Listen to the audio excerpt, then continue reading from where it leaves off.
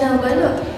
Ооба, чын эле баштаса аябай жакшы болот эле. Ооба, өткөрсөк жакшы болот эле, бирок кайсыл жерде өткөрсөк экен? Ноокаттанбы же Баткенде өткөрсөкпү? Анда ким баштайт?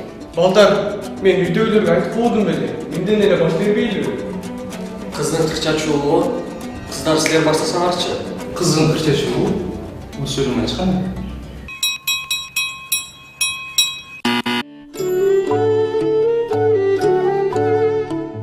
Кыздын кырк чачуулугу дегенибиз бул элибизде кыздын чачын байлап, экиге өрүп, оң чачын ошол согончогуна чейин таштап алып, ошол чачын сыйлап, ошол кыздын келечекте эне болоорун эстеттирип, эне болоорун сыйлап, ар дайым кызга жол берип, анын келечектеги эне экендигине таянып, анын улуулугун даңазалап айтып келишкен.